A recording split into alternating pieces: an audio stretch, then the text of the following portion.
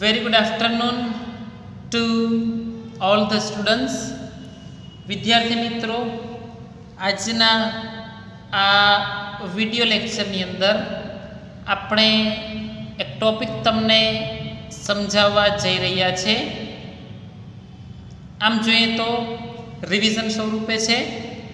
Already આપણે question tag એનો અભ્યાસ કરી લીધેલ જ છે. તો ફરી એકવાર તમને જે જ્ઞાન છે એ તાજું કરાવી દઈએ.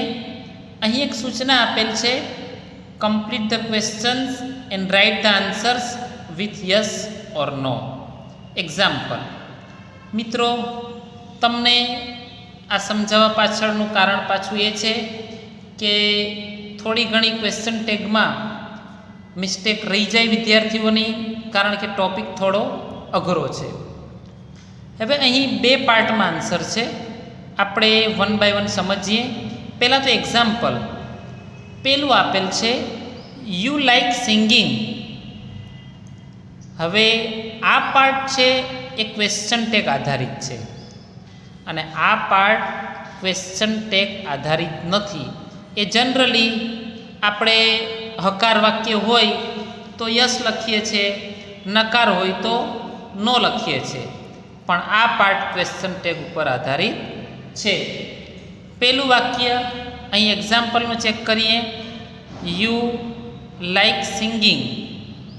એમાં તમે જોઈ શકો આન્સર શું આપેલ છે, ડોન્ટ યુ. હવે વિચારો કે શા માટે ડોન્ટ યુ આન્સર આવ્યો. તો પ્રશ્ન એ થશે કે સૌથી પહેલાં ટેન્સ તમને આવડવા જરૂરી, કારણ કે આ વાક્ય છે એ સિમ્પલ પ્રેઝન્ટ ટેન્સનું છે. હાઉ યુ કેન જજ? કારણ કે અહીં V1 આપેલ છે. હવે ક્રિયાપદનું મૂળરૂપ હોય તો સાદો વર્તમાન કાળ હોય. હવે સાદા વર્તમાન કાળના હેલ્પિંગ વર્બ બે છે, ડુ અને ડઝ. અહીં આપણે લખ્યું છે ડુ, બરાબર. પછી ડુ પછી શું કર્યું છે, નોટનું ટૂંકું ફોર્મ NT, એટલે કે ડોન્ટ લખ્યું. હવે આ નિયમ તમને ખબર જ છે કે જો અહીં હકાર હોય એટલે કે નોટ આપેલું ન હોય તો જવાબમાં મૂકવું પડે. સિમ્પલ પ્રેઝન્ટનું હેલ્પિંગ વર્બ ડુ, અહીં નોટ આપેલું નથી એટલે મૂક્યું ડોન્ટ, અને સર્વનામ you, question mark. Come to the second. Asha does not like singing. આ વાક્યમાં ઓલરેડી હેલ્પિંગ વર્બ ડઝ આપેલ છે એટલે આન્સરમાં મૂક્યું ડઝ.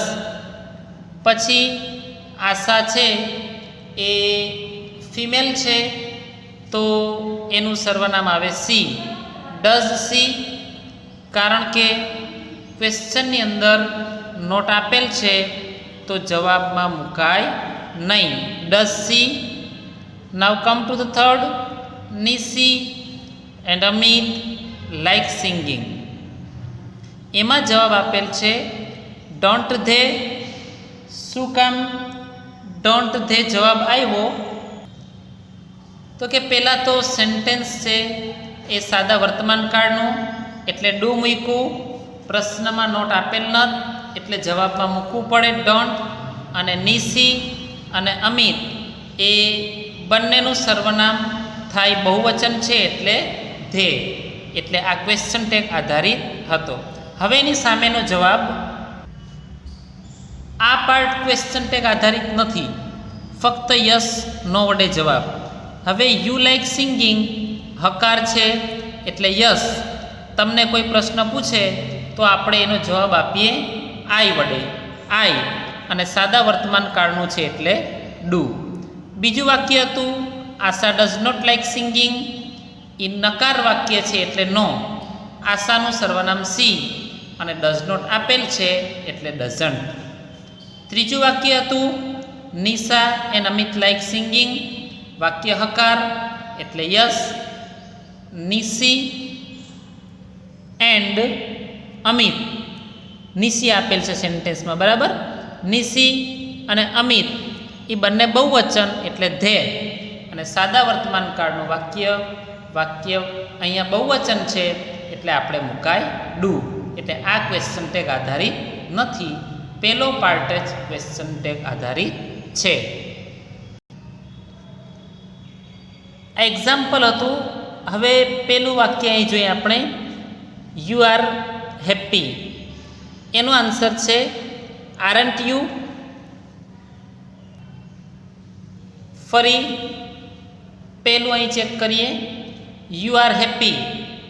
એનો આન્સર આપેલ છે આરન્ટ યુ, કારણ કે આર હેલ્પિંગ વર્બ, અહીં નોટ આપેલું નથી એટલે જવાબમાં મૂકવું પડે, અને યુ નું યુ. જય ઇઝ નોટ હેપી, અહીંયા ઇઝ આપેલ એટલે આન્સરમાં ઇઝ. નોટ આપેલું છે, જવાબમાં ન મુકાય, અને જયનું સર્વનામ હી. વી આર હેપી, આર અહીં મૂક્યું, પ્રશ્નમાં નોટ નથી, જવાબમાં મૂકવું પડે એટલે આરન્ટ, અને સર્વનામ આપેલ છે વી, અહીંયા વી અને ક્વેશ્ચન માર્ક. મિત્રો આ તમને ઇઝી પડ્યું, એનું કારણ કે અહીંયા હેલ્પિંગ વર્બ આપેલું છે આર, ઇઝ અને આર. જો આપેલ હોય તો તમારે સર્ચ કરવાની જરૂરિયાત રહેતી નથી. નો આપેલ હોય તો સર્ચ કરવું પડે, ખાસ કરીને સિમ્પલ પ્રેઝન્ટ અને સિમ્પલ પાસ્ટ ટેન્સનું વાક્ય આપેલું હોય હકાર, તો એમાં તમારે સર્ચ કરવું પડે, બરાબર.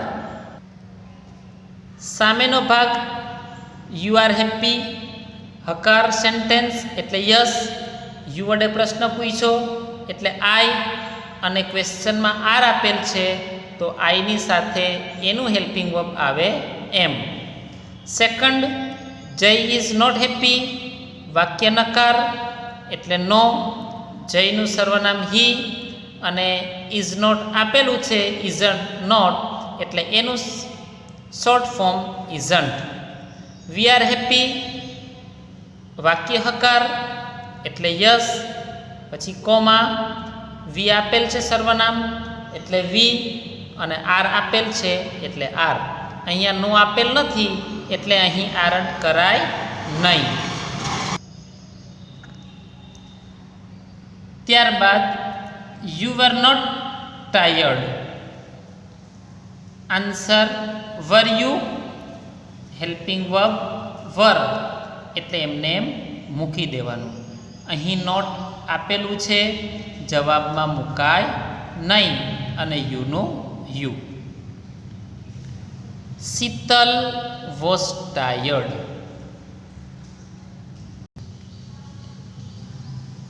વોઝન્ટ શી, કારણ કે વોઝ એટલે અહીંયા મૂક્યું વોઝ, વાક્યમાં નોટ નથી એટલે જવાબમાં મૂકવું પડે,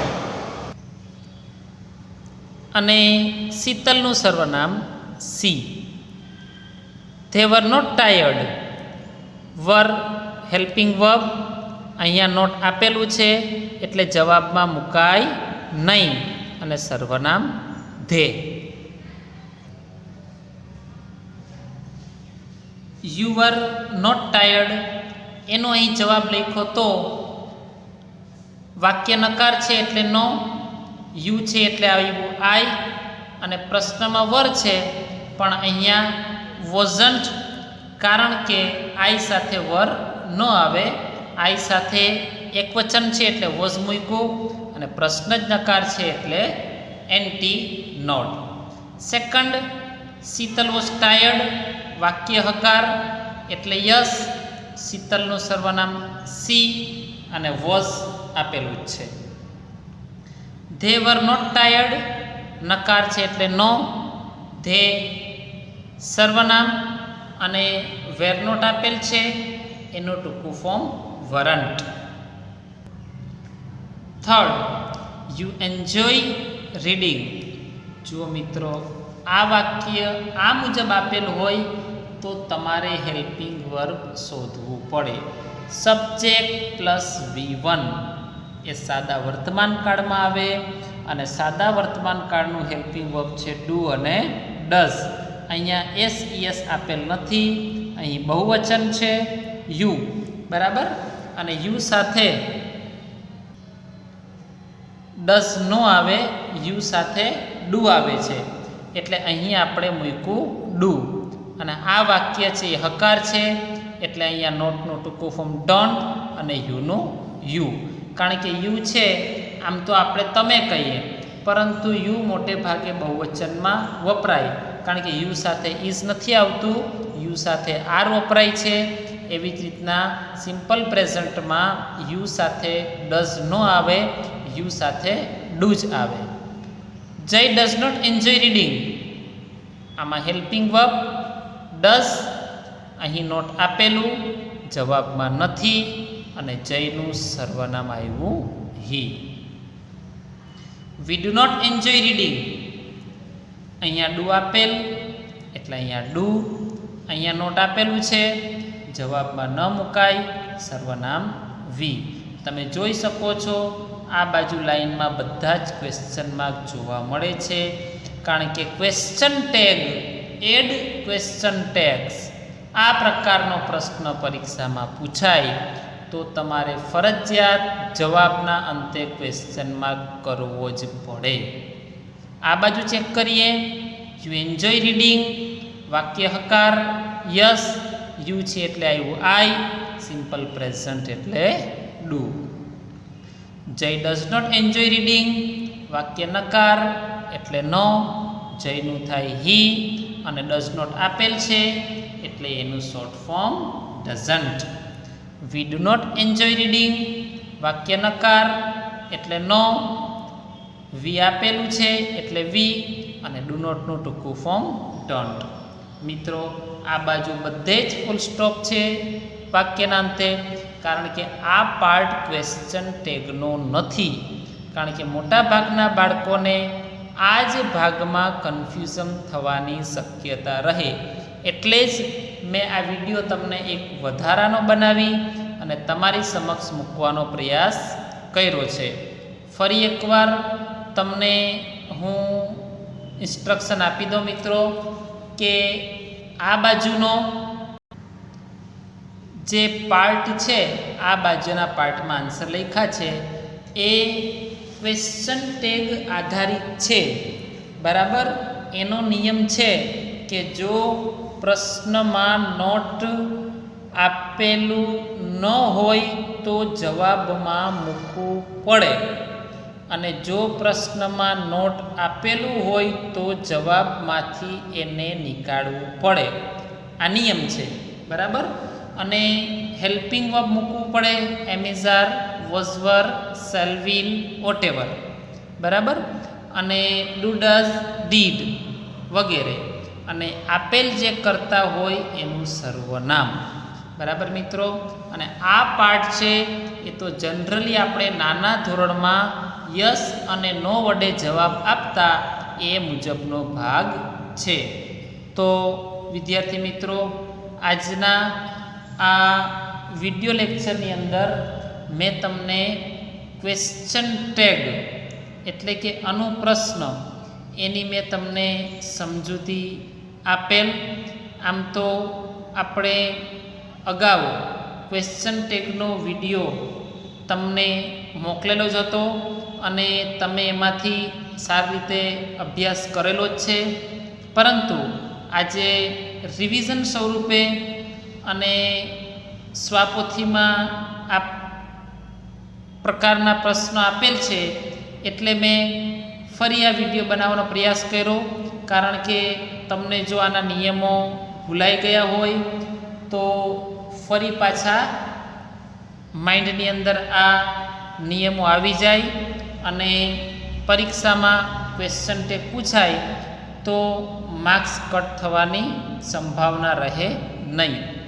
પણ મિત્રો એમાં શરત એટલી છે કે તમને ટેન્સ આવડે તો જ ક્વેશ્ચન ટેગ આવડે.